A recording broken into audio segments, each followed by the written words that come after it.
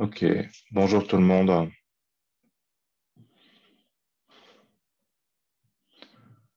J'espère- Vous m'entendez bien? Quand personne ne me répond, ça me laisse penser que vous ne m'entendez pas. Mais si, vous m'entendez. Euh, J'espère que la semaine de partiel s'est bien passée pour vous. Mais s'il y en a un qui peut me dire qu'il m'entend, ça va me rassurer.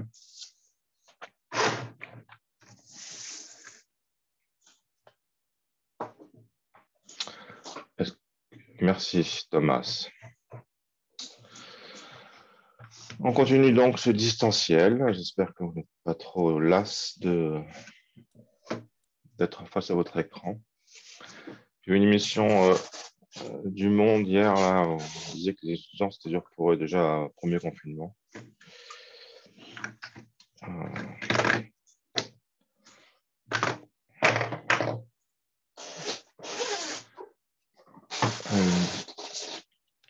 je vais d'abord vous dire que j'ai commencé à corriger les partiels.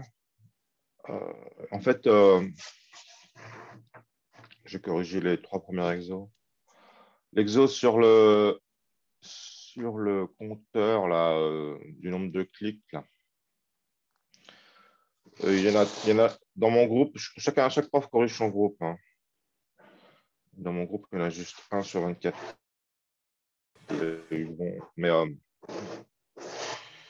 toute façon, je donne quand même trois. Je note ça sur 5 quarts de point. Je note sur les quarts de point. J'ai quand même. Alors, ça marche ou pas cette affaire? Putain, ça marche pas. C'est toujours très délicat à mettre en place. Voilà. Oui, donc il y a juste un qui m'a mis le mot-clé statique. D'accord. Mais vous avez quand même. C'est noté sur un point écart. Ouais, c'est ça, ouais. Parce que c'est une question. Et j'ai quand même donné trois quarts de point pour ceux qui mettaient pas le. J'ai mis juste un demi-point pour le mot-clé statique, parce que comme j'ai vu qu'il y a très peu de gens qui l'avaient trouvé. Et en fait, je savais que ça allait se passer comme ça. Donc, un des buts de cet exo, c'était que vous compreniez vraiment le sens de mot-clé statique. On n'a pas fait d'idée là-dessus, on a fait juste du cours, donc c'est normal que vous compreniez que vous n'avez pas réussi, hein, enfin que vous avez réussi à moitié, quoi. Et mon but aussi avec cet exo, c'était que, ouais, que vous compreniez que si je repose un exo dessus en examen, que vous soyez pas, que vous, que vous ayez compris. D'accord. Je me sers beaucoup des examens pour apprendre. Aujourd'hui, on va faire un cours sur les tests. Les tests, d'accord. On a déjà fait un peu de tests la semaine devant les partiels. On va finir tout ce qui est test. C'est un peu flou, j'ai l'impression.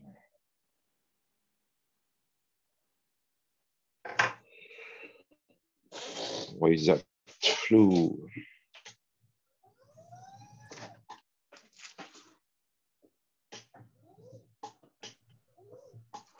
C'est flou un peu là. Pourquoi c'est flou? Encore un problème.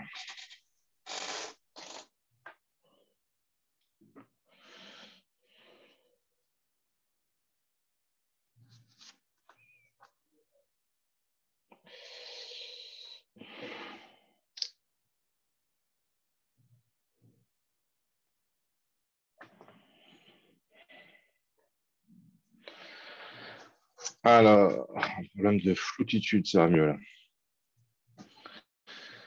Ok. Dans le schéma qu'on a vu en début d'année, là, le schéma en V, là, d'accord. Il y a trois sortes de tests. Il y a, quand on fait la spec, il y a le test de système pour vérifier que tout est bien. Non, il y a quatre sortes de textes, en fait. Il y a le test d'intégration quand on fait la conception détaillée.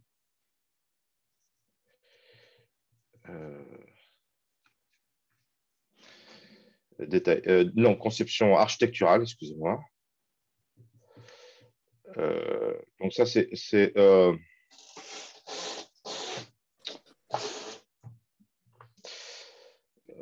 quand on décompose le problème en gros blocs, d'accord?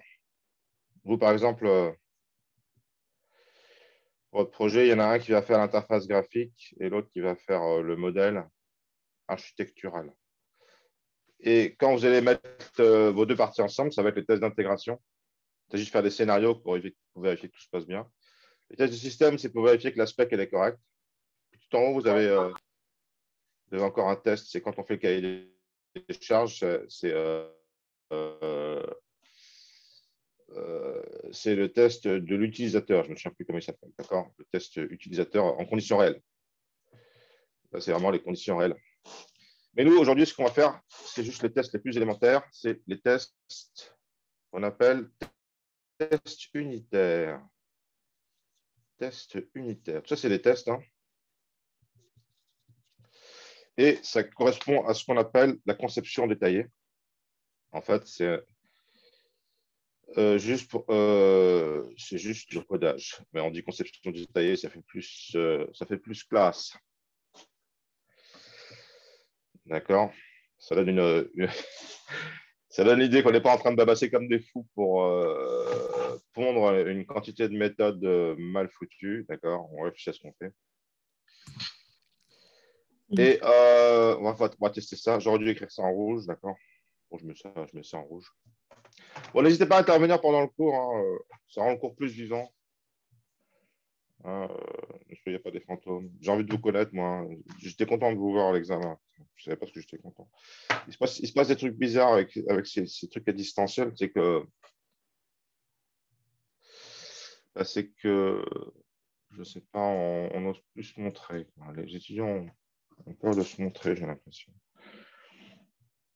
Alors, sachez que moi, quand je parle, bon, surtout, c'est valable surtout en TP ou en TD, de voir la personne en face et de l'avoir parlé, ça améliore beaucoup la communication. Euh, donc voilà, ce qu'on va faire aujourd'hui, c'est ça, d'accord? Le test unitaire qui correspond au codage. Alors pourquoi, qu'est-ce que ça veut dire unitaire? Eh bien, ça veut dire que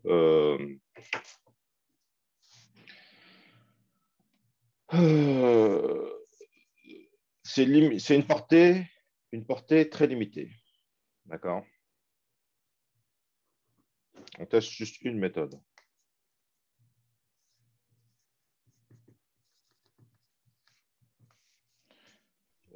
Portée très limitée.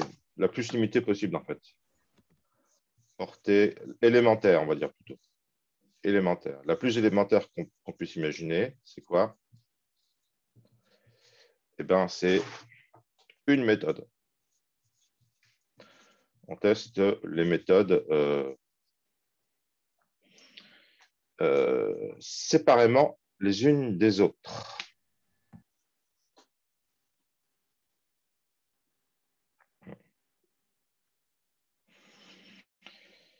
Et voilà. Donc, ces tests-là, il y en a beaucoup parce qu'il y a beaucoup de méthodes. D'accord? En principe, il faut les faire pour chaque méthode. Si on fait une méthode, il faut faire le test correspondant. D'accord? Il y en a beaucoup. Il y en a beaucoup parce qu'il y a beaucoup de méthodes.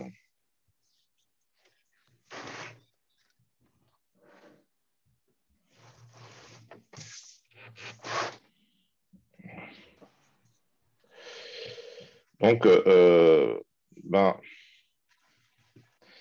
et puis,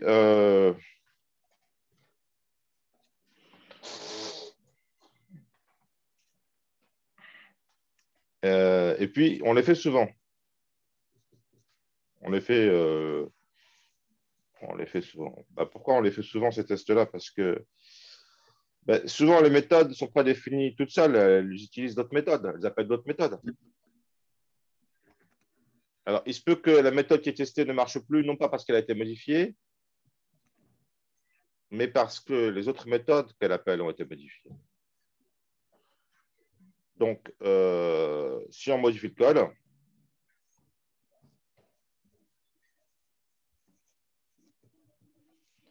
quelque chose dans le code, d'accord? On run tous les tests pour être tranquille.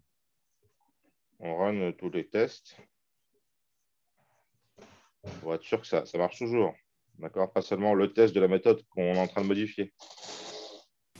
Donc, ça se fait en un seul clic, avec un seul clic. D'accord? C'est ça l'idée, c'est que on va considérer un environnement de programmation où tout ça, c'est structuré. En un seul clic, on peut tester toutes les méthodes d'une classe, voire toutes les méthodes de toutes les classes. D'accord?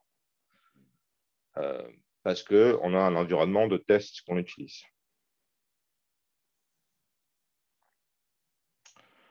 Voilà, donc l'idée, c'est que le test, ça devient quelque chose avec lequel on vit. Ce n'est pas quelque chose d'anodin. Alors, juste une parenthèse, hein, un truc, je suis peut-être un peu lourd de répéter ça, mais enfin, un truc qui m'a souvent beaucoup effrayé, mais vraiment effrayé. D'ailleurs, ouais.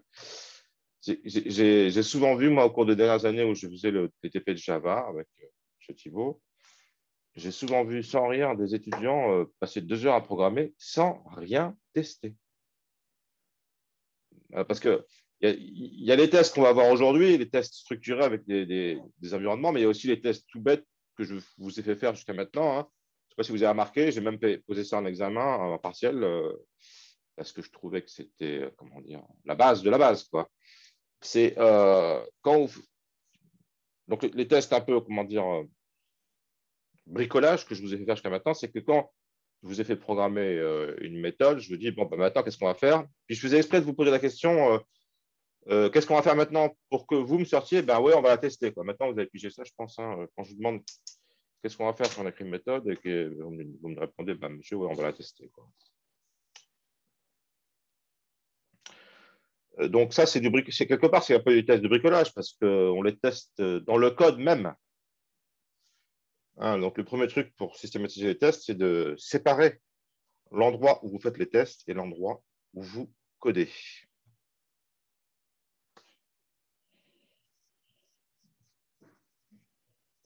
Séparation des sources du code et sources des tests.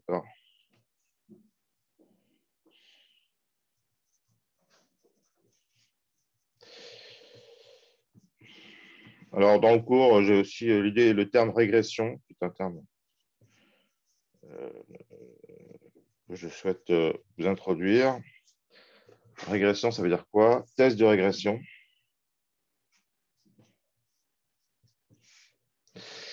Eh ben, c'est quand vous faites évoluer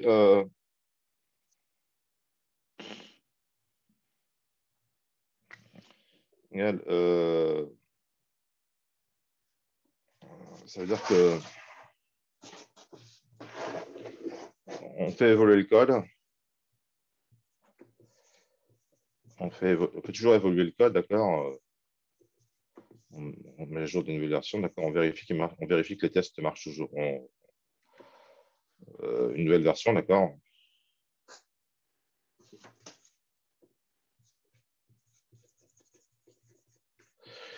On prend une nouvelle version d'un logiciel, on vérifie que les tests marchent toujours. On vérifie que c'est compatible, ça reste compatible.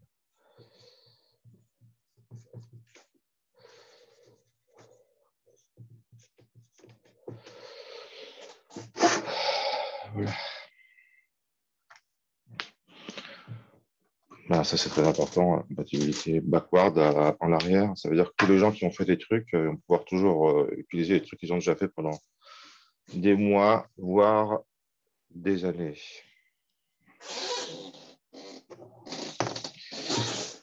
OK, donc ça, c'était un peu l'introduction aux différents types de tests qui existent. Donc, et puis, j'ai parlé des tests unitaires aussi. Donc, pour faire un test unitaire, hein, c'est la partie 2, d'accord? Test unitaire. Vous avez compris qu'un test unitaire, ça teste une méthode. Donc, teste une méthode. Alors, pour tester une méthode, vous allez voir en TP, hein, il n'y a pas juste un test à faire. Il y en a plusieurs, a priori. Parce que, en général, on fait plusieurs tests, on ne fait pas juste un. M comme méthode. Donc, il faut définir une entrée concrète.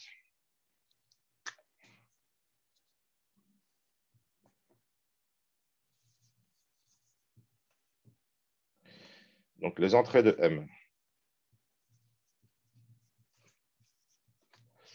Alors, ça comprend deux choses, d'accord.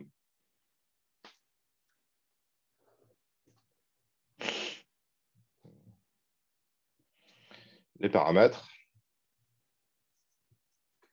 de M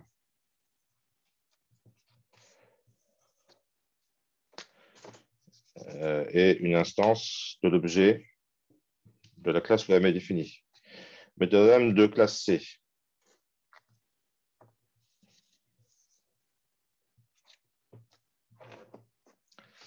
D'accord, il y a le paramètre, c'est le paramètre implicite.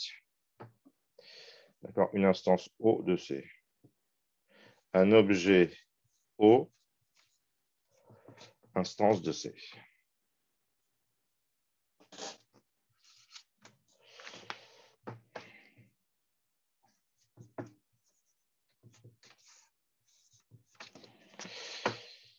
Le paramètre implicite, ce qu'on appelle souvent le paramètre implicite.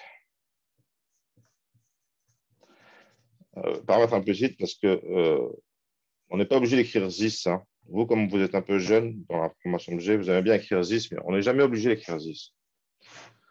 Là, pour l'instant, vous écrivez ZIS, vous êtes content.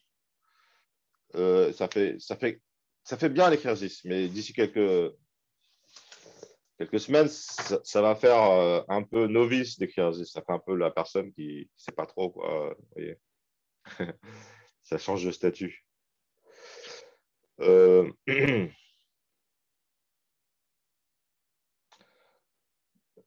le résultat, c'est la méthode. Donc, on définit, on récupère le résultat. On appelle la méthode, on récupère le résultat. S'il y en a un. Donc, ensuite. Donc, ça, il faut le construire des fois, d'accord?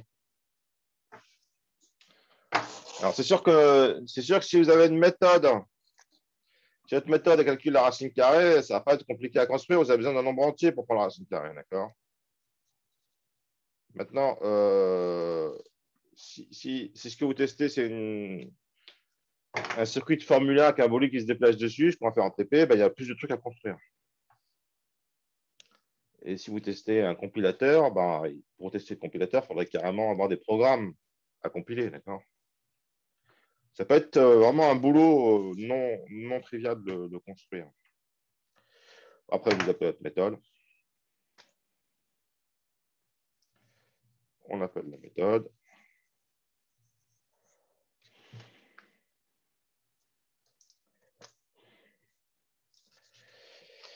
Et on récupère le résultat, s'il y en a un. On récupère le résultat s'il y en a un. Il se peut qu'il n'y en ait pas si la méthode renvoie void, d'accord?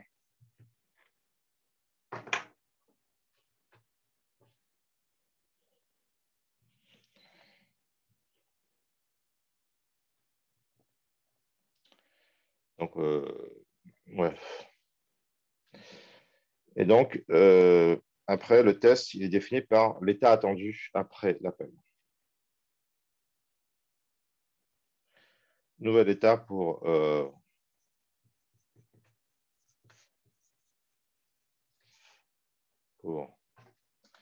alors l'objet. Et éventuellement, les paramètres aussi, on peut être modifiés. Si c'est des objets.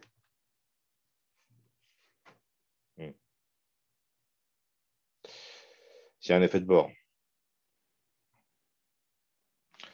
Donc, il faut tester ça, d'accord?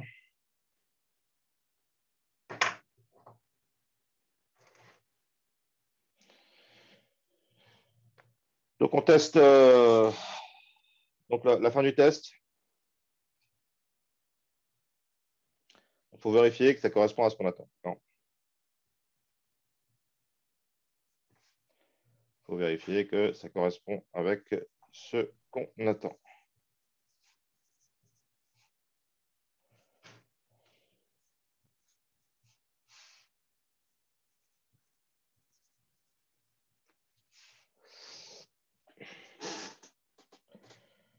Si ça ne correspond pas, ben, on génère une erreur.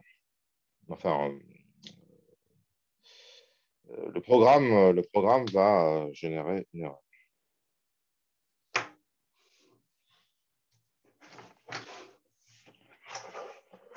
Bon, exemple 1, tout bête. Commençons par l'exemple simple, la racine carrée. C'est une méthode statique. Je pense que vous avez compris que c'est une méthode statique maintenant parce qu'il n'y a pas besoin d'avoir un objet pour la définir. Hein, elle se définit indépendamment d'un objet. Alors,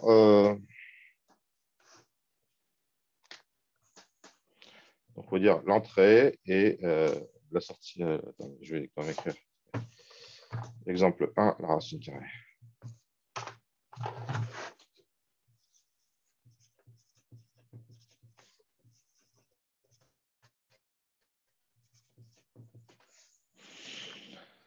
Donc, entrée, il faut faire un tableau entrée-sortie, puis il faut à chaque fois, ça va correspondre à un test. Donc, on va faire 4 tests. Sortie attendue.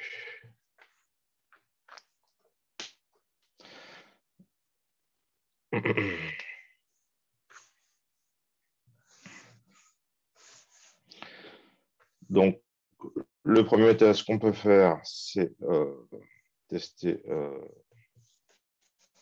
la racine carrée de 4, c'est 2. Ensuite, on peut tester pour 1, c'est 1. Pour 0, c'est 0. Après, on peut prendre une grosse valeur, donc pour histoire de quand même voir si ça marche pour les grands nombres. Remarquez que c'est que des cas. Tous ces tests-là sont intéressants. D'accord. Quelque part.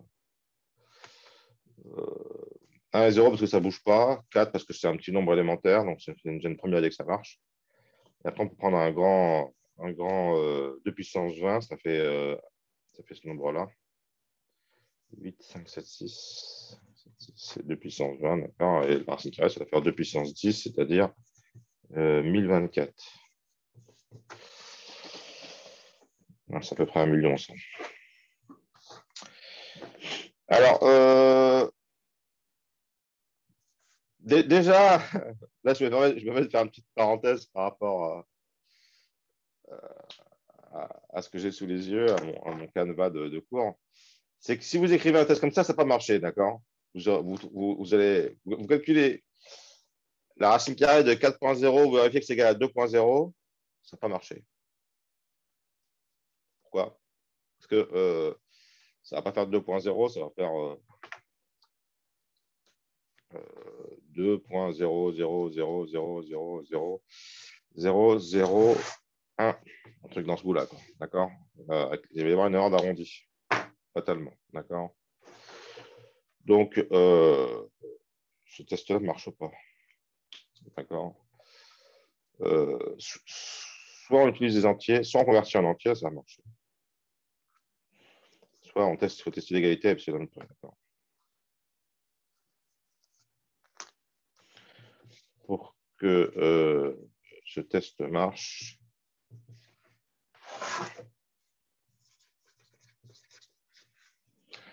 d'accord, il faut tester l'égalité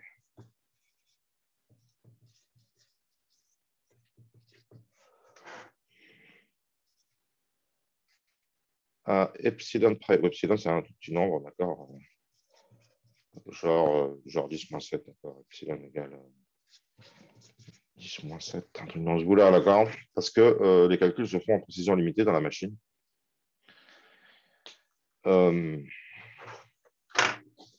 Donc, ça n'a pas marché, malheureusement.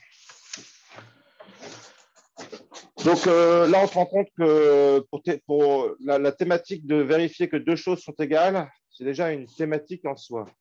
Il y a déjà un travail non trivial à faire. De fait, en fait, en Java, il y a une méthode égale qu'on définit, equals. On peut redéfinir, d'accord? Savoir quand deux objets sont égaux. Mais ce n'est pas trivial, il y a des embrouilles, on risque de se planter. Ça m'est arrivé de définir ça m'est arrivé pour de vrai d'avoir à définir cette méthode.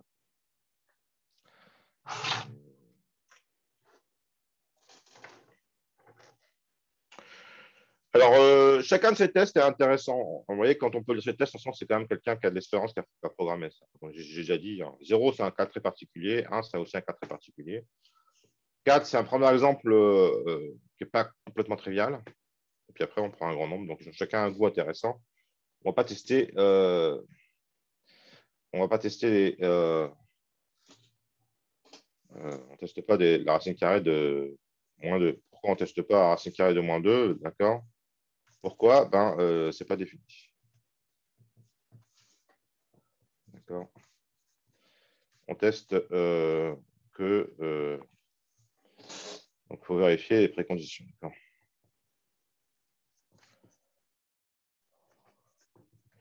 Pour la racine carrée, les préconditions, c'est plus grand que 0.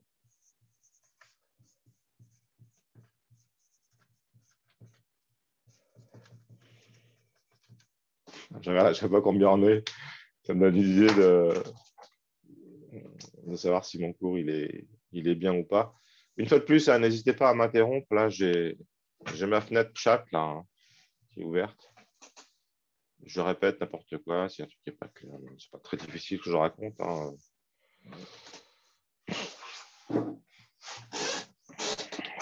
OK, donc ça, c'est les tests unitaires. Alors, un autre exemple de test unitaire. Le test de exemple 2.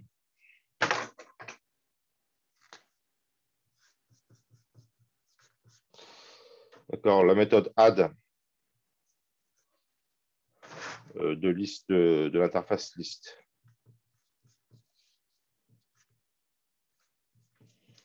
On prend liste d'entiers, d'accord. Et donc, dans mon cours, j'ai les tests, on propose les tests suivants. La liste, on prend la liste vide. Ça, c'est le test 1. D'accord. On ajoute 1. Donc, on va tester L.add de E. D'accord. Donc, on va tester pour L égale vide et E égale 1. Et ça va nous faire la liste 1. L'ensemble. Alors, ça représente un ensemble. Donc, je mets directement l'ensemble.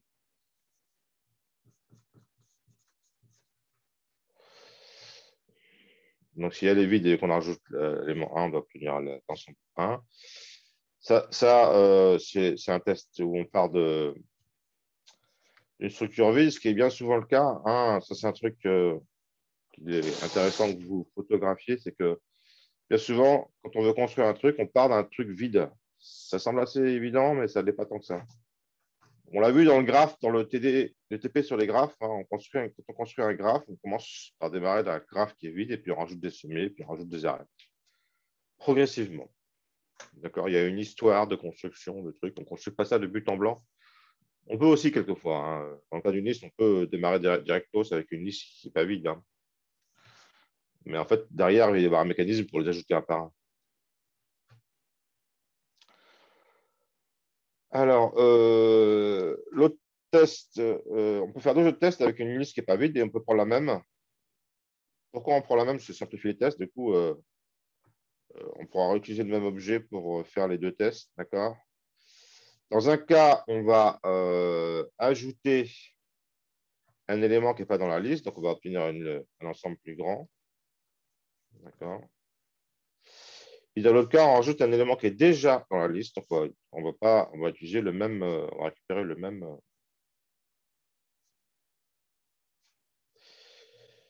ensemble. Donc là, il faudrait faire un test d'égalité, d'accord, pour vérifier que ces trois trucs-là, il faudrait faire les tests d'égalité, parce qu'on a bien l'ensemble ceci, l'ensemble cela, d'accord.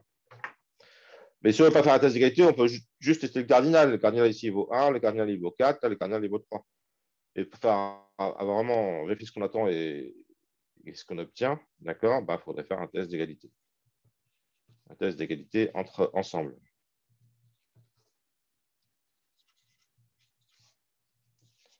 D'accord, en supposant que nos listes représentent bien des ensembles.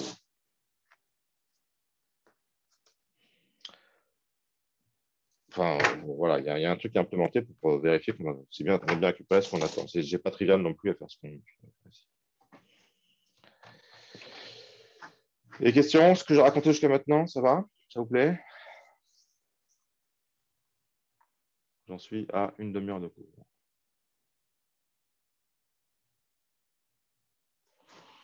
61 participants. Je jette un coup d'œil sur mes participants.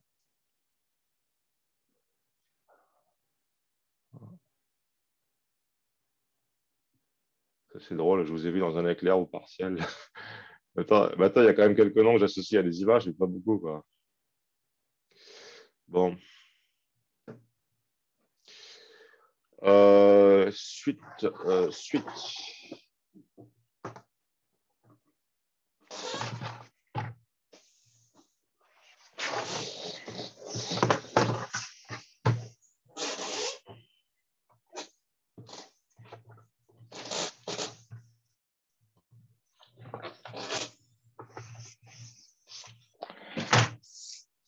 Alors, JUnit. JUnit.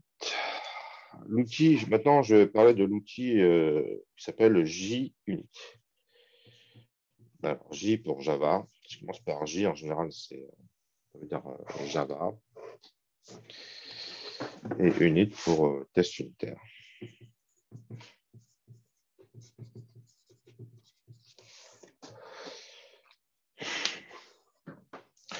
Donc, c'est quoi JUnit? C'est une bibliothèque Java qui permet euh, de structurer les tests.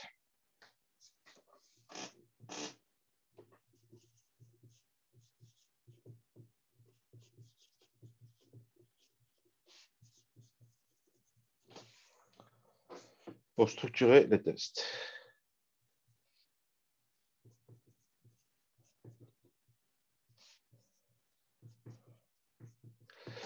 Donc, on va tester ça, on va l'utiliser en TP la semaine prochaine. Alors, ma philosophie, c'est de faire toujours le cours porté sur le TP de la semaine suivante, ou le TD de la semaine suivante. Cette semaine, on a TD. Et ça va être sur les tables de HH qu'on a vues la semaine d'avant les partiels.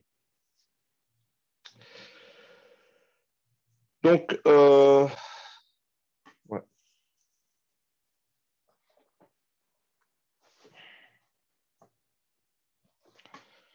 Donc un fichier de test avec JUnit.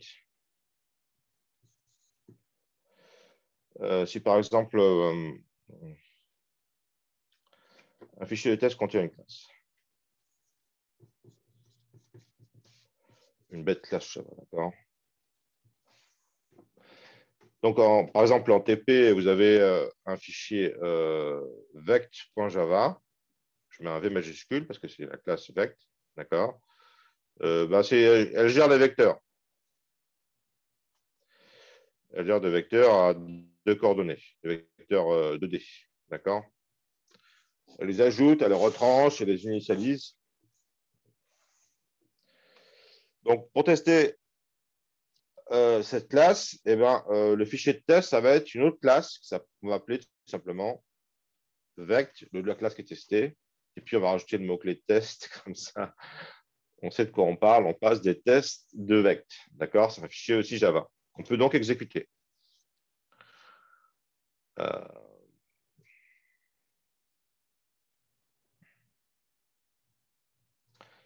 donc, vect test, c'est une classe publique. Une classe Java au même titre que vect. D'accord? Donc, elle contient des tests. Chaque test est précédé par, je ne me souviens plus comment ça s'appelle, un truc qui s'appelle arrobas test. Il y a un nom, une annotation, voilà, une annotation. Alors, vous savez qu'on peut faire des annotations Java et ça commence par arrobas. Et ça, par exemple, quand on veut préciser annotation, quand on veut préciser les paramètres, le type des paramètres, ce que sont les paramètres et ce qu'est le résultat, on utilise des arrobas comme ça, arrobas param. D'accord, pour dire c'est un test. Pour dire Ce qui suit est un test.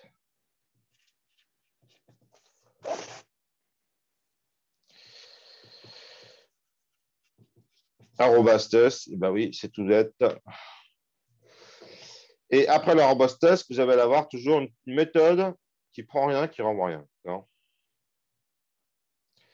Donc, un void m arrobas. Void, une méthode qui renvoie rien et qui prend rien. D'accord? C'est ça le test, en fait.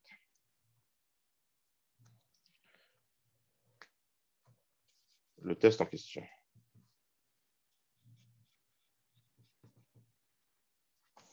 D'accord?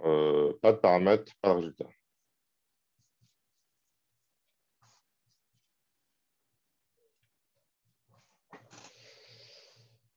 Pas le paramètre.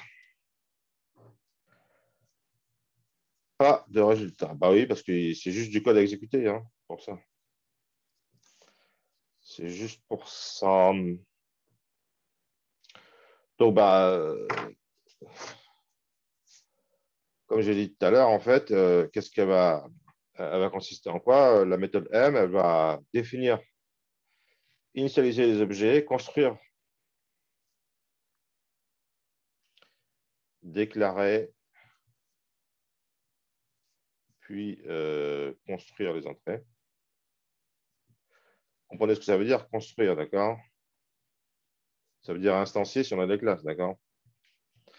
Alors, si vous voulez tester une liste, il faut déclarer une liste d'entiers et puis la construire, mettre des entiers dedans. Là. Pour réaliser ce test-là, il va falloir construire la liste 1, 2, 4. Donc, déclarer une liste et mettre 1, 2, 4 dedans. Après, le 8, il va le construire, c'est un bête entier.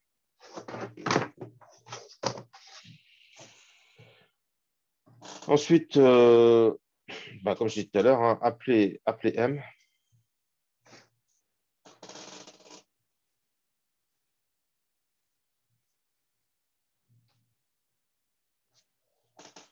Appeler la méthode à tester. Donc, la méthode à tester. Donc, par exemple, add.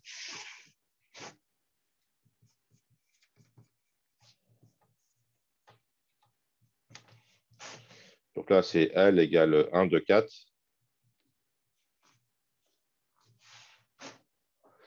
Après, ça va tester add et finalement, utiliser les assertions pour tester le résultat.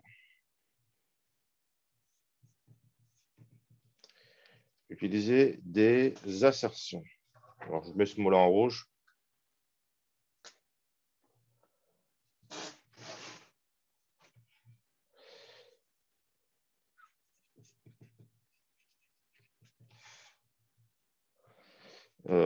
Donc, pour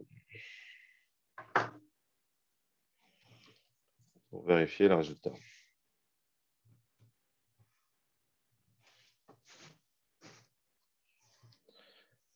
Pour vérifier qu'on a bien ce qu'on attend.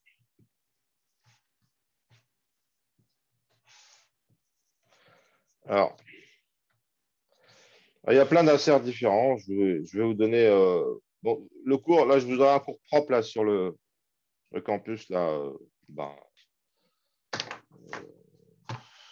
d'ici jeudi, là, je l'ai déjà fait, il faut que je le mette juste je sais pas, rapidement. J'ai déjà fait, là, je m'en sers en fait. Hein, mais c'est pas bien que je vous réécrive tout le cours là, puisque vous l'aurez en propre. Donc, je vous mets juste les principales asserts. C'est le assert equal. D'accord. Ça, c'est le principal assert. Assert equal.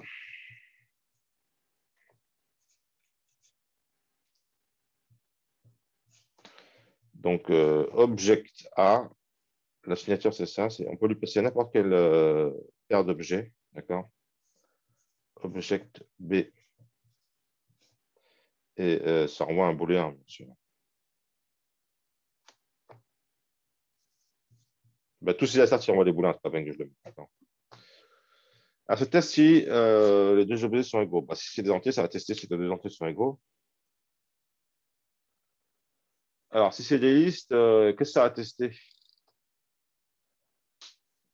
Ben, faut faire gaffe, hein. Si par exemple, vous avez la liste 1, la liste chaînée 1, 2, 4, et la liste chaînée 4, 2, 1, ben, je ne pense pas qu'ils sont égaux, parce que euh, je pense que si l'égalité est définie comme il faut là-dessus, ben, il faudrait que les deux éléments soient égaux, les trois éléments soient égaux, les deuxièmes éléments soient égaux, le troisième élément soit égaux. Il faut voir comment l'égalité est définie dans linked list, mais je pense que c'est la plus logique de faire.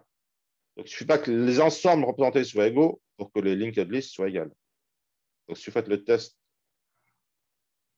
euh, de vérifier, je ne sais pas, vous prenez la liste 1, 2, 4, vous ajoutez 8 et vous vérifiez que c'est égal à 1, 2, 4, 8, il faut faire gaffe que l'ordre soit le même aussi. Vous voyez, il y a une embrouille déjà à ce niveau-là. Je dis les quals, c'est casse-gueule, d'accord?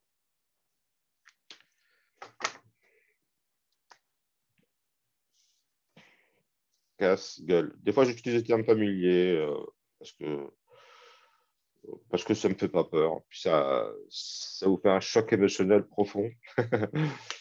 Non, mais j'aime bien, comment dire,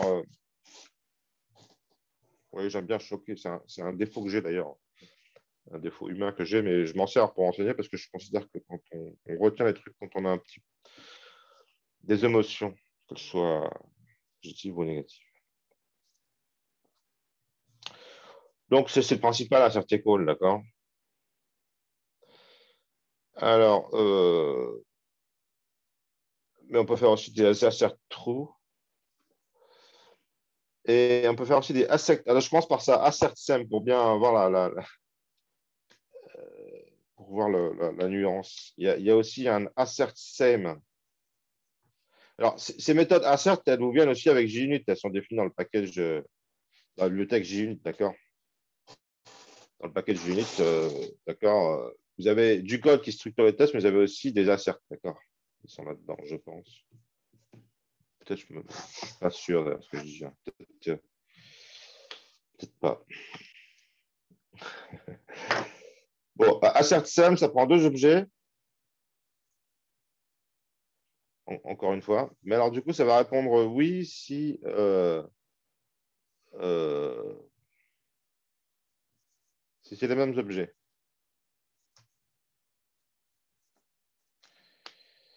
Euh, donc là, c'est oui si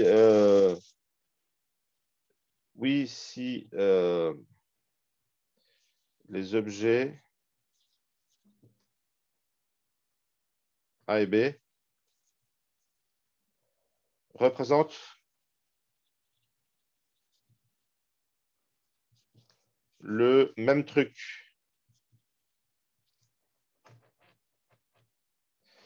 Et là, c'est oui, ça répond oui si A et B, si A et B sont les mêmes objets. Bah, écoutez, pour rendre le cours un peu plus sympa, je vais demander à un d'entre vous de m'expliquer c'est quoi la différence. Parce que peut-être que beaucoup d'entre vous ne le voient pas, peut-être beaucoup d'entre vous le voient. Ah tiens, égalité de pointeur. Voilà, Fabrice a déjà répondu. Ouais, égalité de pointeur. Ça, vous m'avez répondu à la seconde, les mecs. Hein, bravo là. Ouais, c'est ça, c'est égalité de pointeur. A et B, ça, en fait, quand vous déclarez un objet en mémoire, A et B, hein, c'est des objets, en fait, ce que c'est, la valeur que ça a pour Java, c'est une adresse dans la mémoire, d'accord? A et B pointe, donc la mémoire, on la représente souvent comme une espèce de ruban dans la Turing, là, c'est des cases mémoire qui se suivent, d'accord? Nous avons ici la case 100 384, d'accord?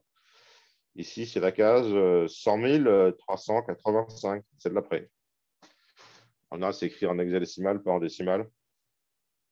Bon, il y a une chier des millions de cases qui se suivent, d'accord? Et un objet A, il est stocké là-dedans quelque part, d'accord? Dans la mémoire. Ça, c'est un truc que je prends un peu de temps pour répéter parce que je ne suis pas persuadé que vous avez bien cette image mentale dans la tête et c'est important de l'avoir, cette image mentale. D'accord? C'est pour ça que, en fait, dans mon cours, j'insiste beaucoup sur les diagrammes d'objets C'est que quand vous êtes en mesure de faire un diagramme d'objets sans trop hésiter, que vous avez compris le langage objet, l'approche objet. Donc là, j'ai un autre objet B, et là ils ne sont pas pareils. Donc les deux, ils prennent 4 octets. D'accord. Et là, ils ne sont pas égaux, parce que celui-là, il est rangé à l'adresse 10 100 385, et celui-là, il est rangé à l'adresse 6, 7, 8, 9, 10, 100 390. Et ce n'est pas la même adresse. Donc là, A, il est différent de B. A est égal à 100 385. D'accord. Et B est égal à 100 000. Donc, c'est pas les 300, 100 390. Donc, A est différent de B. Et là, on peut vraiment écrire différent au sens, c'est pas le même nombre entier. Hein. D'accord. C'est une comparaison de pointeurs, comme ça a été dit. OK, donc on a un assert pour ça. Et puis après ça, vous avez des assert true, assert false. Vous mettez un prédicat dans le assert true.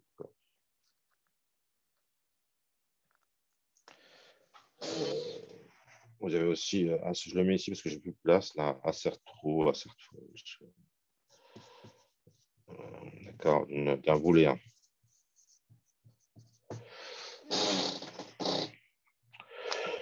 Voilà. Il y en a d'autres, mais on s'en fout parce que c'est moins important, je pense.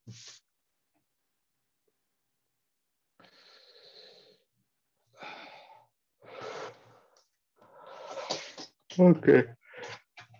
On avance gentiment, tranquillement, sûrement. Nous sommes à 3/4 d'heure de tour, à la moitié du cours. Moi, je monitore toujours où j'en suis parce que.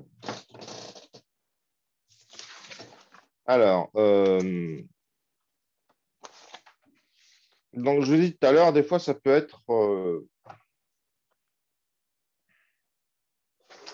Des fois, ça peut être lourd de initialiser les tests, d'accord? Tout ça.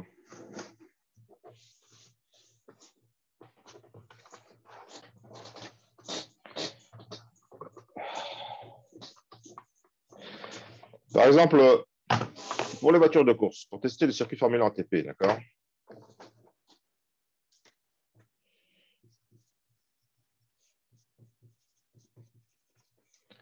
Formule 1, d'accord, d'accord, il faut construire un circuit. À un moment donné, il va falloir construire un circuit. Un circuit, d'accord. Définir un bolide.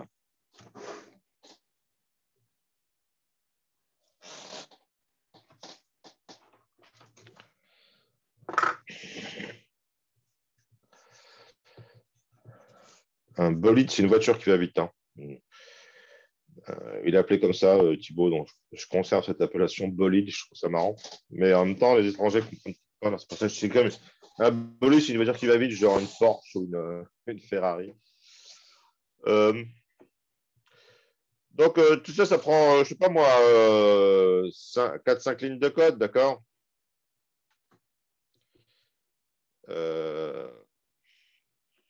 Mais les tests, on a envie qu'ils soient courts parce qu'il y a une chier, il y a genre. Dans les tests que vous allez faire, il y a 3 fichiers à tester et pour chaque fichier, il y a genre 20-30 tests. Il y en a trop. Mais je les ai laissés par respect pour Thibaut parce que je trouve que c'est quand même bien qu'il soit là. Quoi. On se rend compte qu'on peut faire beaucoup de tests. C'est bien pour vous. D'accord.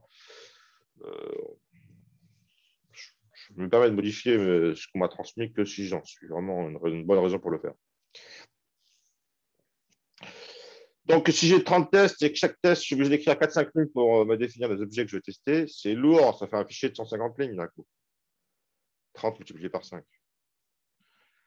Donc, si les objets que j'ai définis, en fait, je peux les utiliser d'un test à l'autre, ça me permet de faire un fichier beaucoup plus court. Donc, en fait, je vais utiliser une annotation @before pour faire ça, d'accord? @before, ça me permet de factoriser euh,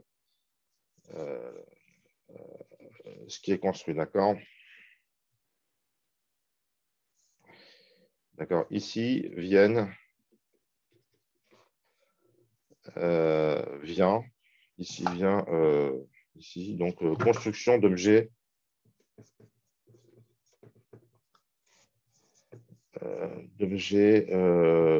communs à tous les tests.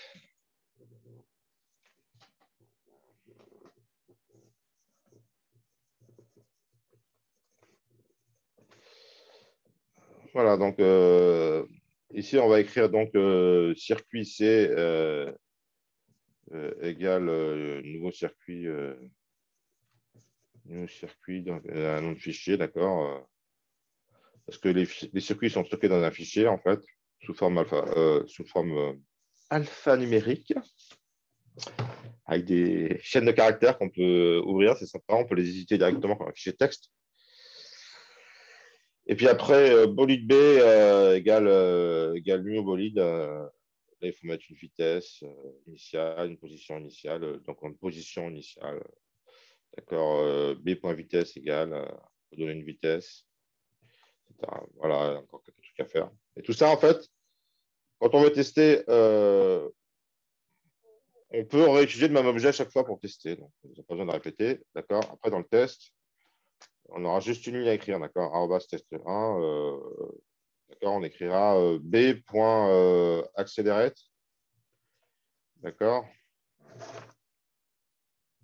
Puis on va écrire des vitesses aussi, on va écrire des vecteurs, on va écrire plein de trucs, d'accord. De V1.2 ou V1.2, ça va être défini ici aussi dans le before, d'accord. Et puis on pourra directement écrire assert equal. J'aurais dû écrire ça en noir, excusez-moi. Etc.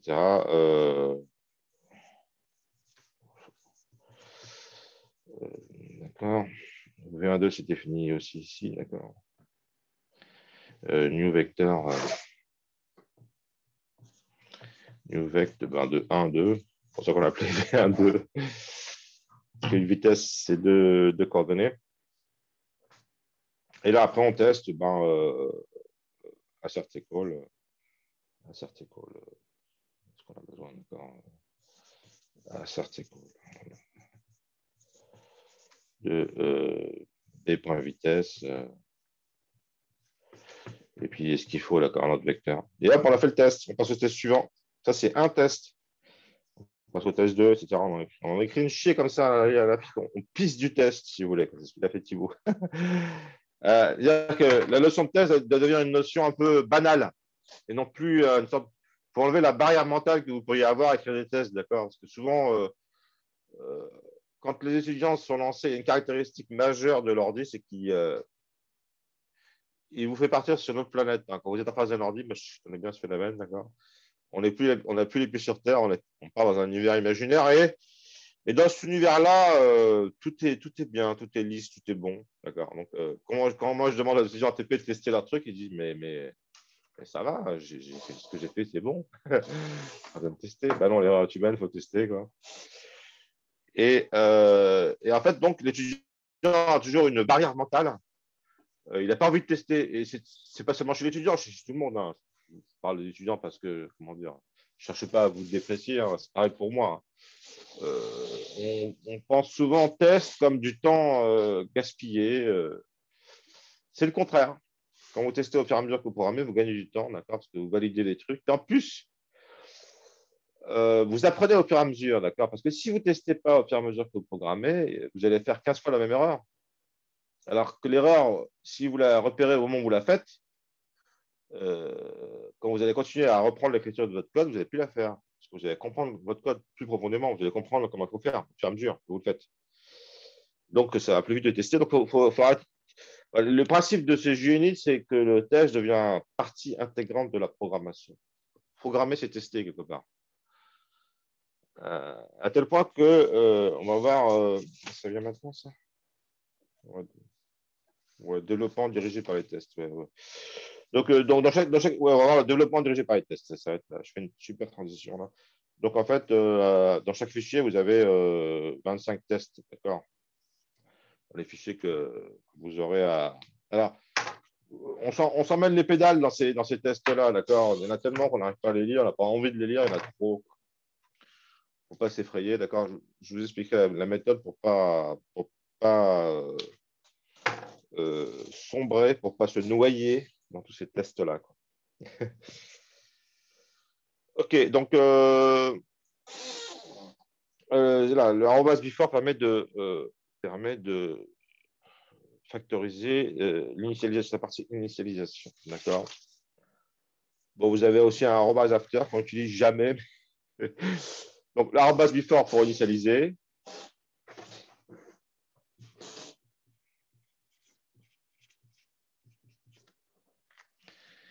Et le arrobas after, pourquoi faire? Ben, je ne sais pas trop parce que je n'ai jamais utilisé. Alors, je vais vous tenter de recopier ce que dit Thibaut, mais ah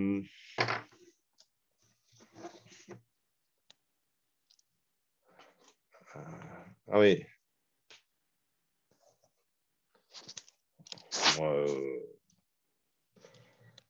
Pour rétablir un état.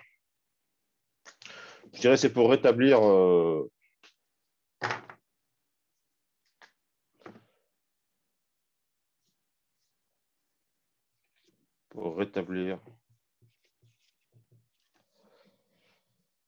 un état de base. En fait, je pense que c'est à utiliser si arrobas before n'est pas défini. D'accord.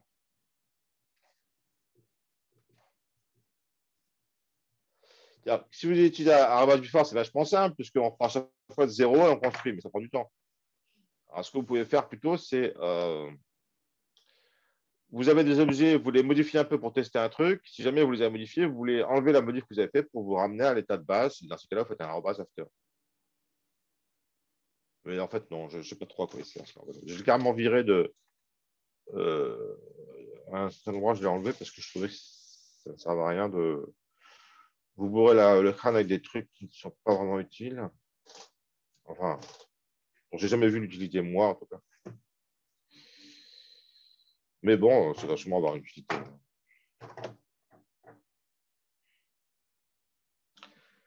Donc, il y a une mise en œuvre. Ouais, c'est pas grave, c'est une mise en œuvre que j'ai rajoutée moi. Mise en œuvre de tout ça. Alors, la mise en œuvre peut prendre 3 heures si on fait. Et derrière, je n'étais pas prof, moi j'étais juste TDman et on a capoté sur la mise en œuvre. Hein,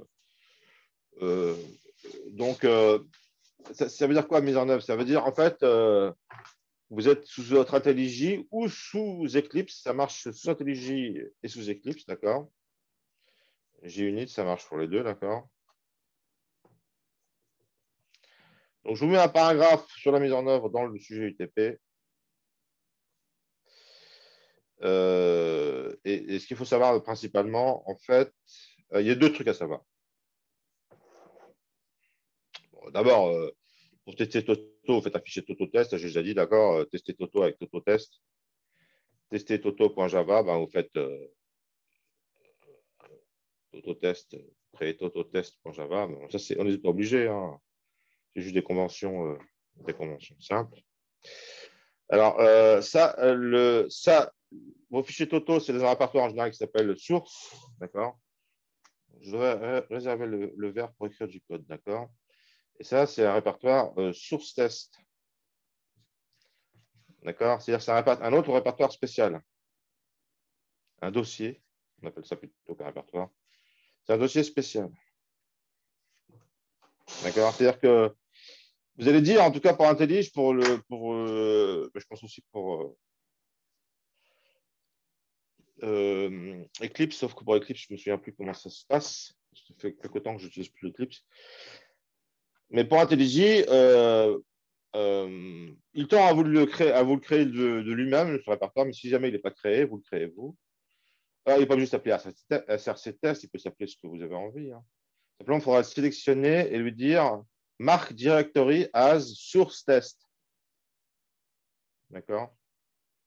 C'est les clics droits. Il se passe plein de trucs quand on fait un clic droit sur un nom de fichier. Il y a plein de trucs que vous pouvez faire sur des dossiers. D'accord? Entre autres, vous pouvez faire ça. D'accord? Et là c'est pareil, sauf que vous mettez mark directory as source of project. Donc, vous avez 2 directories. Là, vous avez votre code. Et là, vous avez votre test. C'est quoi l'intérêt d'avoir 2 directories, à votre avis? Est-ce que quelqu'un peut me répondre? Sauf quand il y a plein d'erreurs On ne trouve pas. Ah oui, ok, ok, ok. Des fois, je lis les commentaires, sauf que là, je les ai lus trop tard, donc je ne vois pas à quoi ils se rapportent. Oui, quelqu'un peut me dire pourquoi c'est sympa de séparer les deux. C'est une raison toute bête, hein, que moi j'ai apprécié. Pourquoi est-ce qu'on ne met pas les tests et les sources au même endroit? La raison est vraiment très con, hein. Imaginez que vous avez un gros projet, vous avez. Non, c'est pas ça. C'est une raison bête et méchante. Ce qui se passe quand on a des gros projets, c'est qu'on a on peut avoir des centaines de classes, hein. Moi, j'ai ça dans mes projets, hein. J'ai des centaines de classes. Voilà, c'est plus lisible parce que euh, tout simplement, vous n'avez pas tout le temps envie de tester. Vous êtes soit en mode test, soit en mode programmation. Enfin, vous avez moins de trucs à browser. Si vous voulez browser, retrouver des trucs, ben, il y en a deux fois moins puisque les tests sont pas au même endroit. Il y en a deux fois moins de trucs à browser. Ça fait moins de trucs c'est plus compact. D'accord. Parce que si tout est mélangé, ben, il y a, dans votre répertoire source, il y aura 200 classes au lieu d'en avoir 100. Il y aura les 100 classes de code plus les 100 classes de test de ces codes-là, quoi. Ça va faire 200 classes, ça va faire. Il va falloir scroller. 200, c'est chiant à scroller. Voilà, même 100, c'est chiant. Donc en vrai, vous allez structurer ça en module, hein. C'est là que va jouer la structuration en module. Vous n'allez pas faire des modules de plus de 10-20 classes. D'accord. Ça, vous brodez sur 20 classes, ça va, quoi. Ok, ok, ok. Donc ça, c'est le premier truc, hein. Et puis, oui, oui, pour pouvoir lancer les deux fichiers séparément, c'est vrai aussi ce que dit Quentin. Oui, parce que ce que je n'ai pas dit, c'est que quand vous voulez exécuter tous les tests euh, de TotoTest, ben vous exécutez TotoTest.java, vous exécutez la classe. C'est comme s'il y avait un main dedans, d'accord. Et le main, qu'est-ce qu'il ferait? Il lancerait les tests l'un après l'autre.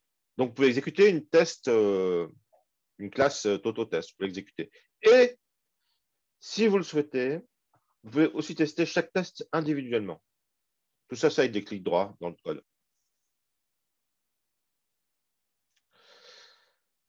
Et ce que je n'ai pas dit aussi, qui est super marrant et super sympa, euh, c'est que quand vous exécutez tous les tests de TotoTest, alors sous IntelliJ, vous avez en face de chaque nom de méthode une couleur qui s'affiche, d'accord? Là, je vais prendre le vert parce que c'est la pratique. Je réserve le vert pour la pratique, d'accord? J'exécute toto.test, tototest.java. D'accord. Alors, j'ai du vert, du rouge et du bleu. D'accord. En vert, les tests qui marchent. Les tests qui marchent. Ça veut dire quoi qui marche? Les asserts fonctionnent. D'accord. En rouge, ceux qui génèrent une exception. En rouge. Putain. En rouge, vous aurez les tests qui génèrent une exception.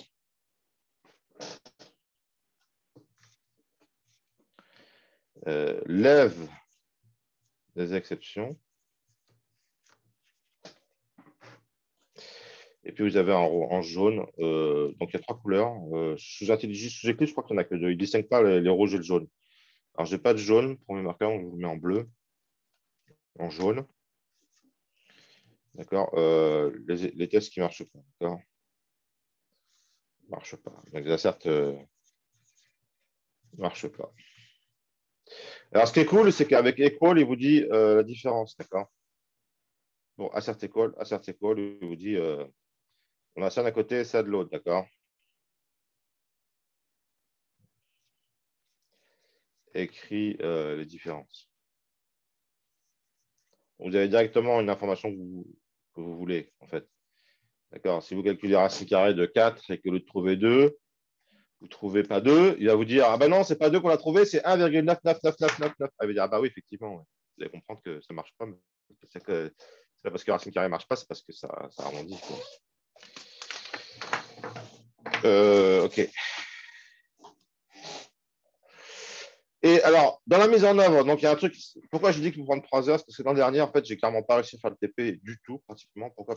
Beaucoup de gens n'ont pas réussi à faire marcher quoi que ce soit parce qu'ils n'ont pas réussi à installer correctement G-Unit sous IntelliJ. Sous IntelliJ, d'accord? Donc, en fait, il y a G-Unit G-Unit.3.4.1, un truc dans ce bout-là. Et puis, il y a aussi un autre fichier qui s'appelle AmCrest. Ham comme jambon, crest comme crête, je crois. Point quelque chose, d'accord? Il y a deux trucs à installer. Alors, ça, j'avais vu ça l'an dernier. Cette année, je me suis dit quand même, on va peut-être assurer un peu plus que l'an dernier. Donc, comme je suis le prof, j'ai plus envie que ça marche, quoi. Et donc, j'ai testé avant. Là, donc, j'ai une config, moi, qui marche.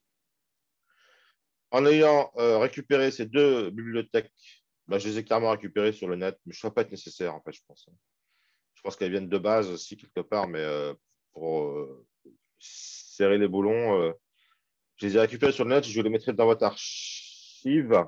Comme ça, vous les aurez vous aussi. Ça pèse un peu lourd, ça pèse genre, je crois, moi, quelques centaines de kilos. C'est pas de l'ordre du. Je sais plus. Ça pèse un peu lourd, mais c'est pas non plus des poids invraisemblables. Euh, donc, ça va. Euh, et vous aurez les bonnes numériques, les bons numéros, parce que des fois, c'est pas le cas. Et il faut les récupérer, il faut les avoir dans un directory quelque part, quoi. Et après, il faut les ajouter aux ClassPass. Ça, c'est des choses qu'il y a des gens qui comprennent, d'autres qui ne comprennent pas, d'accord? Moi, je fais partie plutôt des gens qui ne comprennent pas, rassurez-vous. Non, mais à force, je sais ce que ça veut dire. Ça veut dire que bah, il faut qu'ils sachent les trouver, en gros, quoi. Alors, vous faites un clic droit sur la librairie, vous faites Add to ClassPass, add librairie, puis ça marche, quoi. Donc, même moi, j'ai réussi à faire marcher ça, donc je pense que vous aussi. Voilà pour la mise en œuvre. Développement dirigé par les tests. Alors, donc, ça existe. J'ai regardé sur Internet. J'en parle parce que c'est un peu c'est un peu ce que vous allez faire en TP. Non, c'est carrément ce que vous allez faire en TP. Enfin, non, pas tout à fait. Euh, Développement dirigé par les tests, DDT. Alors, en anglais, c'est TDD parce que c'est Test Directed Development, je crois, hein. Les Anglais mettent les choses à l'envers. Enfin, donc, l'ONU, ils appellent ça UNO. Test Directed Development. Ben, ça veut dire quoi? Alors, on pousse les choses un peu à l'extrême. On dit, en fait, ce qui est important, ce n'est pas de programmer, c'est de tester. Et donc, on fait le test avant le code. Vous voulez écrire du code sur un truc? On commence par écrire le test. Par écrire un test, les tests, d'accord? Et après, on écrit la méthode. Donc, la méthode, il est en rouge puisque ce n'est pas encore implémenté. Il va être rouge le test, hein, forcément, ou jaune. Mais il ne va pas être bleu, quoi. D'accord? Après, on verdit dans un second temps. On verdit, d'accord? C'est-à-dire qu'on écrit la méthode pour que ce soit vert. Ça marche. On écrit la méthode, on vérifie que ça marche. C'est merveilleux. Ça fait genre bonne pratique, hein. Je pense que vous êtes d'accord avec moi. Ça fait genre pour que le test verdisse. Ben, c'est ce que vous allez faire, vous. Le test devienne vert. Hein, vous allez avoir une chier de méthodes. Alors, c'est des méthodes vides. Comme elles font rien, ben, c'est sûr que la méthode elle va être rouge, sauf coïncidence. Hein, sauf coïncidence. Vous avez par exemple une initialisation qui est faite à 0. Au lieu d'initialiser avec Y, on initialise le truc à 0. Alors, il y a une méthode, genre ça fait un peu pot de banane, en fait, il met en fait 0 et 0 dans l'objet. Comme ça utilise à 0, ça va marcher, d'accord? Mais juste pour le 0, 0, c'est ça le truc. Donc il y a la méthode qui ont peut-être marché par hasard, mais en général, ne marche pas. Donc, vous allez, en TP, vous aurez 3 fichiers avec 25 tests en rouge. Il faudra tous les rendre verts. Commençons par le fichier le plus simple. Voilà, c'est ça le test directed development. Ça existe en vrai. Alors, il y a autre chose. C'est cool. J'aime bien quand le cours correspond à ce que je veux faire. Ouais. Bref. Bon, je vais finir. Non, j'ai encore 20 minutes, ça va, tranquille. Toujours partout, c'est marrant. Donc, la notion de test, je pense qu'il faut. C'est un truc que j'ai rajouté dans le cours de Thibaut, ça, c'est la notion de couverture de test.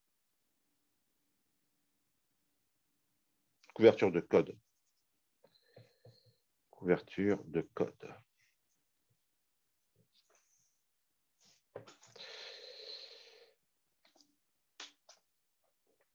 Alors, il faut savoir, est-ce que le test teste tout? Est-ce qu'on teste tout? Ça répond à cette question. Ça tente de répondre à ta question. Est-ce qu'on a tout testé?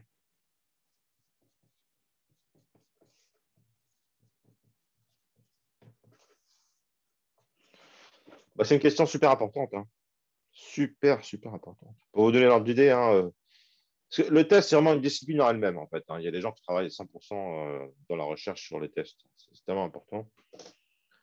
Notamment ici, à cette université de Paris-Saclay, il y a toute une équipe qui est spécialisée dans la preuve de programme. Ça, c'est le stade ultime du test, où on prouve mathématiquement que le programme marche bien. Ils sont les champions mondiaux pour faire ça, on pourrait dire. Ils ont même reçu une médaille, je ne sais plus laquelle, une grosse médaille. C'est une équipe dans laquelle le doyen de la fac participait, Christine Paulin. Je la connais un peu parce que quand je suis arrivé ici, j'étais je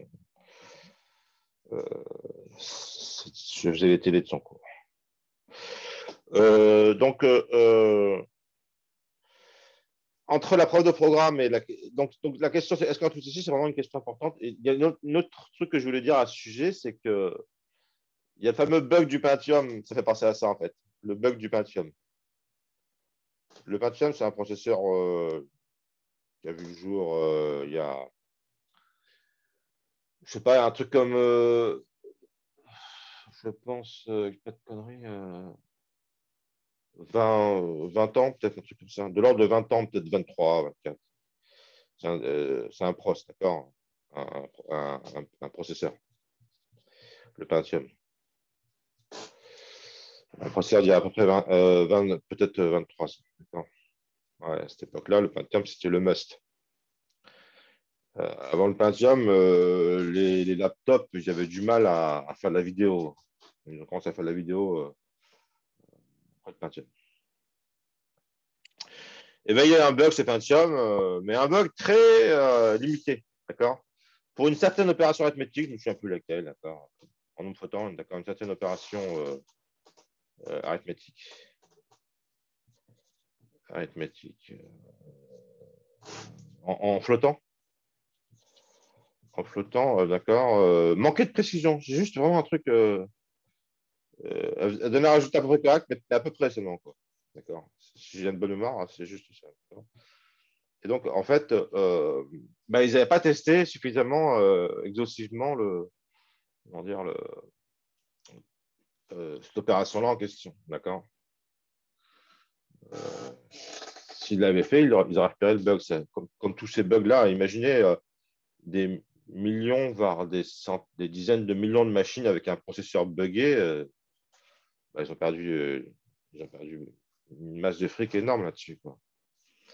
Parce que bien sûr, il y a des gens qui s'en foutaient. Moi, j'en ai eu. Il y a plein de gens qui avaient un Pentium dans leur ordi qui s'en foutaient parce qu'ils n'étaient pas à faire des calculs en haute précision flottant. C'est que les gens qui faisaient des calculs en haute précision, mais en même temps, ça met mal à l'aise de savoir que si on fait des calculs numériques, il y a quand même des deltas d'erreur qui s'installent relativement, qui peuvent s'installer, quoi, sans avoir vraiment un contrôle dessus, quoi. Voilà. Donc, on a envie de tout tester. Alors, on a envie de tout tester, ça veut dire quoi? Non, alors, nous, à notre niveau, moi, je ne suis pas spécialiste du test du tout. Puis en plus, pour le test de processing, il y a test de code, puis il y a aussi test de puce, encore une autre thématique, ça.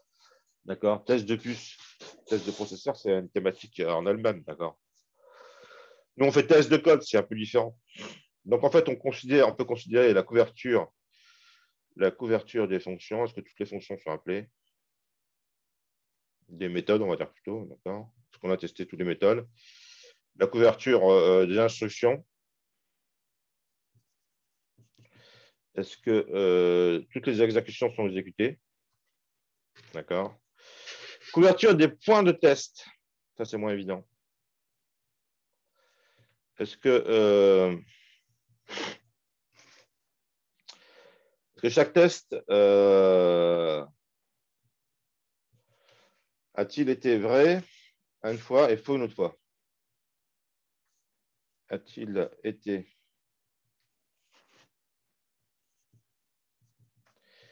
vrai une fois, d'accord, et faux une autre fois? Une autre fois. Alors, tous les tests marchent ou ne marchent pas, d'accord? Et après, il y a les couvertures de chemin d'exécution que moi, ce n'est pas possible. C'est carrément pas possible. Chemin d'exécution, d'accord. On a envie de tester toutes les combinaisons de vrai et faux possibles, d'accord? Et ça, on ne peut pas le faire. On peut le démontrer qu'on peut le faire.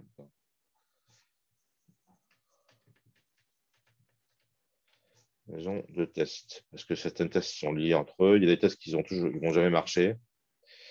Donc ça, c'est impossible. On essaie de l'obtenir, mais on ne peut pas aller au-delà d'une certaine limite. Voilà.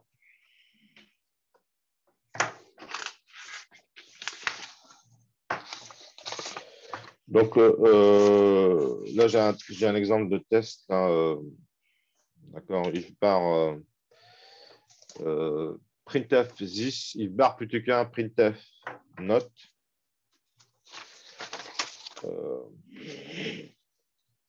Puis après, il y a encore une instruction printf a positive integer. D'accord. Donc, si la variable est plus petite, on écrit C. Ça n'est pas un entier positif. Si on écrit C est un entier positif. Donc, dans ce test-là, on va bien exécuter toutes les instructions, mais par contre, c'est pas les points de test, on ne les exécute pas tous, parce que le test, il est que c'est plus que 0. Ah non, c'est plus que strict, hein, c'est un entier. Ben, il est que faux, il n'est pas vrai, donc on ne le teste pas. Voilà. Que j'ai pris sur Wikipédia. Ok, donc le baratin que je viens de vous faire, c'est juste pour vous faire sentir que le test, c'est une discipline en soi. Si on va faire des tests exhaustifs, enfin, des bons tests, c'est une discipline en soi. Bon, alors maintenant, je vais donner un exemple de fichier JUnit.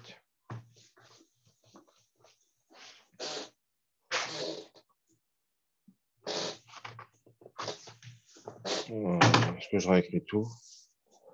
Il me reste 13 minutes. Oh, je n'ai pas envie d'écrire à fond la caisse. Je vais plutôt commenter le fichier en le rapprochant de la caméra. Ce sera plus simple. C'est des fichiers que je vais vous mettre sur le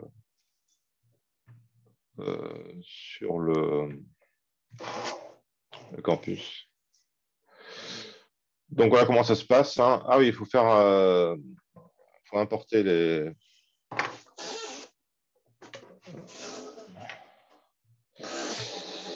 Il faut importer librairie assert. Il faut importer JUnit. Après, on écrit notre fichier tototest, sauf que là, il s'appelle ensemble test parce qu'il teste une classe qui s'appelle ensemble. D'accord. On veut vérifier d'abord que l'ensemble vide a pour cardinal 0. Donc, on fait un test pour ça. Donc, on écrit @test, ça définit un test. Et après, on donne un nom à la méthode qui teste. Ensemble vide et vide. Ensemble vide et bien vide. On construit l'ensemble vide en créant un ensemble de base, il est vide au moment où on le crée. On calcule le cardinal et on vérifie qu'il est égal à 0 avec un insert equals. On vérifie qu'il ne contient pas 1 aussi. On fait deux asserts. Puis qu'il y en a un de ces deux qui renvoie faux pour que lorsqu'on exécute ce fichier, ce test-là s'affiche en rouge et sous Eclipse et en jaune sous IntelliJ et sous IntelliJ. Et sous Eclipse aussi, hein, il dira en plus ah ben non, reste n'est pas égal à 0, il est égal à 2. Ah ben non, E contient 1, est vrai. D'accord. Il vous dira la raison pour laquelle le truc a planté. C'est sympa. Après ça, on va tester l'ajout d'un élément à un ensemble vide. Hein. Donc, on prend un ensemble vide, on ajoute l'élément, puis on vérifie que le cardinal vaut bien 1. Et après, le truc qu'il est judicieux de faire, bah, c'est de tester que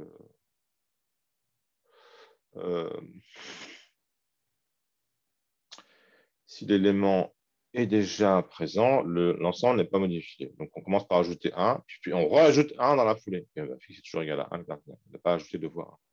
C'est vraiment un test intelligent à faire. Et vérifier aussi qu'il contient 1. D'accord. On fait plusieurs inserts. Dans un seul test, on fait plusieurs inserts. Alors, je termine 10 minutes en avance. Quel confort, quelle joie, quelle tranquillité. Est-ce qu'il y a des questions? Mais j'ai encore des trucs à vous dire. Je vais montrer comment ça se passe sous G-Unit un peu. Là. Ça, je serai prêt pour le TP. Est-ce que j'ai des questions là? Tout est clair. Ce que j'ai raconté, c'était clair. On est à 50% de la promotion. Est-ce que je parle trop vite? Faites-moi un peu de feedback là. Merci, Ariane. Tout est clair. Non, c'est bon. Oh, c'est génial.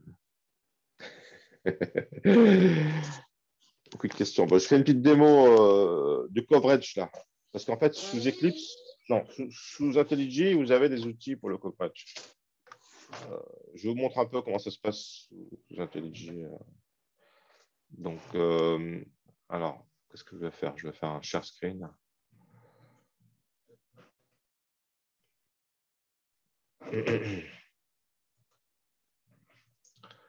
Share screen desktop de share. Vas-y. Donc, mon IntelliJ favori. Bon, ça, c'est Eclipse. J'utilise Eclipse pour faire de l'édition.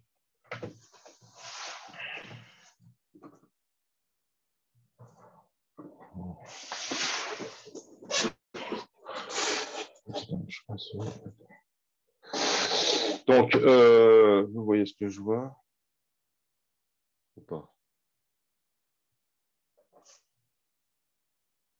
Voyez-vous ce que je vois? Ouais, si. Je regarde un peu ce que je vois parce que comme ça, je peux vérifier.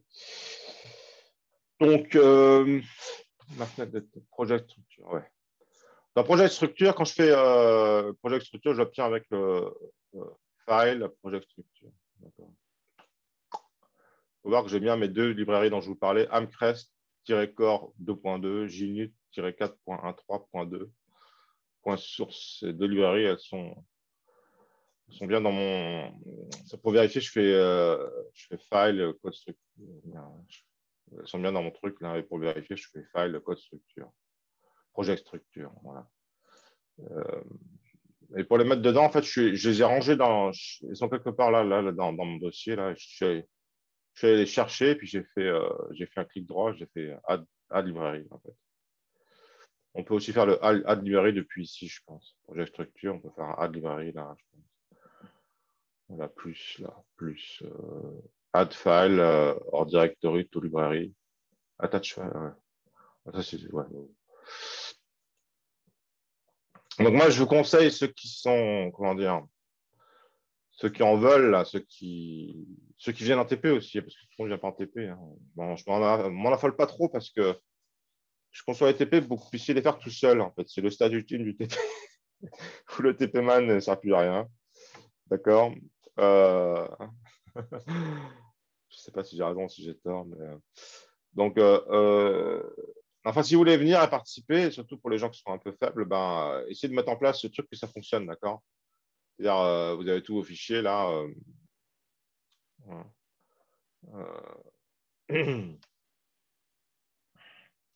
Votre squelette. Vous avez donc le dossier des sources du truc avec bolide, case, circuit, Formule 1, vect. Et puis le dossier des tests avec bolide test, circuit test, vect test. D'accord, il y a tous vos tests. D'accord, donc on va commencer avec vect test, c'est celui qui est là, d'accord, vect test. Alors, quand j'exécute ce truc, alors je peux exécuter une méthode individuellement. Vous voyez, là j'ai une flèche verte là, en phase du test, donc j'exécute la méthode run vecneg. Je run vecneg, il me dit ah, ça a merdé, il me le met en jaune, vous voyez. Il me dit ah, j'attendais -1 et j'ai eu 0. Ah bon, clique tout si j'ai différence. Ben, ça fait -1 la différence. Ça fait 1. 1 moins -1, ça fait 1. Ouais. Bon, et je peux aussi exécuter tout mon fichier. Donc, dans ces cas-là, je vais. C'est tout. Ça, c'est circuit test. Hein. Il y en a beaucoup les tests. Vous voyez, on le voit parce que en face de chaque test qui ne marche pas, il y a un petit trait rouge. Vous voyez. Je sais pas, j'en ai beaucoup. Hein. Ça fait peur. Hein. 1, 2, 3, 4, 5. Il y en a genre 30. Hein. Ils n'étaient pas numérotés, ça faisait chier. Donc, pourquoi il y en a 30? Parce qu'il y a genre 6 méthodes et pour chaque méthode, il fait genre 6 tests. Ça fait 6 fois 6, 36. Quoi. Il se la joue. Alors, il y a certains tests qui sont verts. Celui-là, il est vert. Attends. Alors, je peux exécuter tous les tests d'un coup, d'accord. Je sélectionne mon fichier, je fais run circuit test. Non, c'est circuit test celui-là. Je fais vec test, run vec test. Et hop.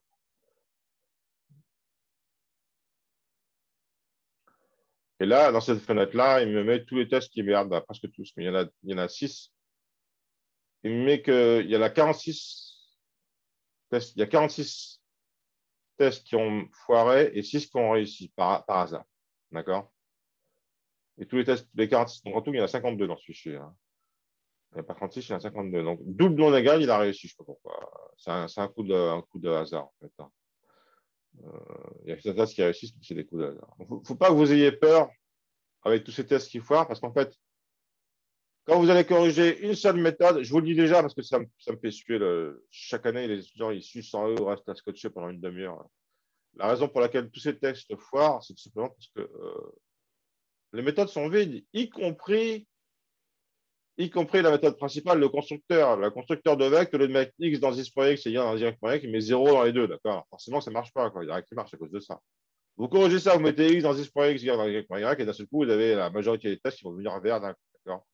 Je préfère vous le dire parce que c'est chiant de constater que chaque année, les étudiants restent scotchés là-dessus une demi-heure, ça me gonfle.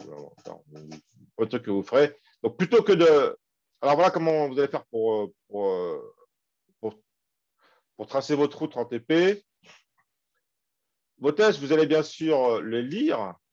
D'accord. Alors, voilà, ça, c'est le arrobas before. D'accord. Il a introduit une chaîne de trucs.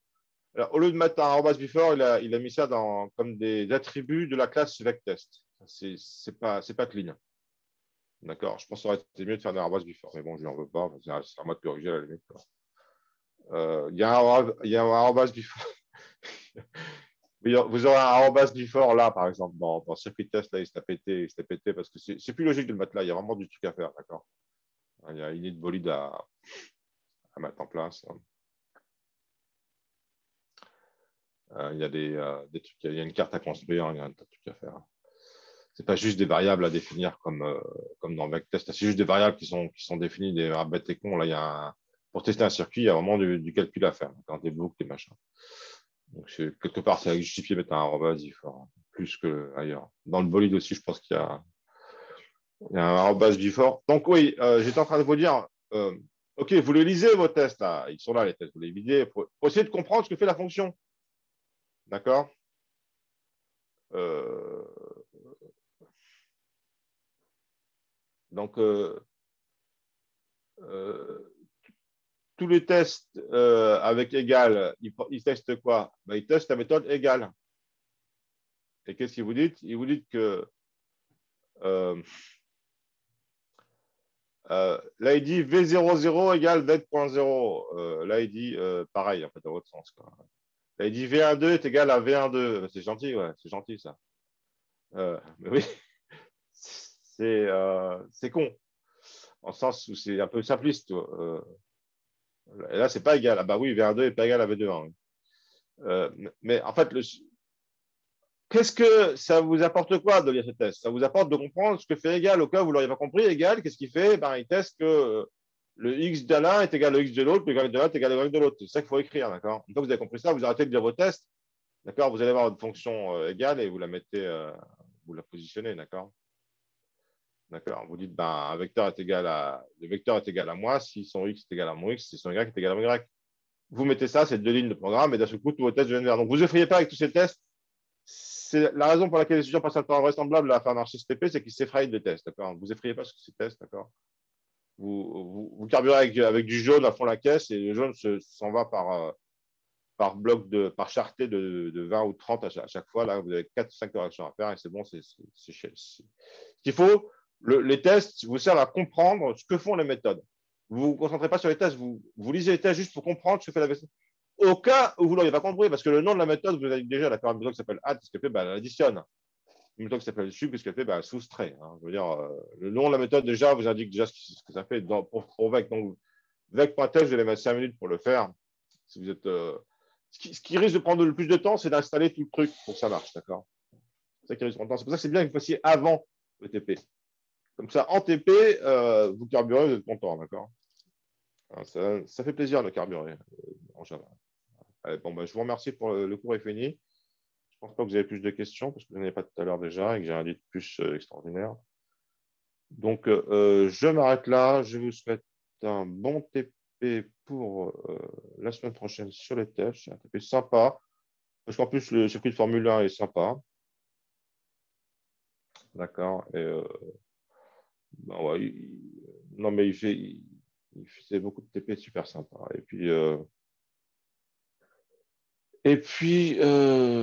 vous dis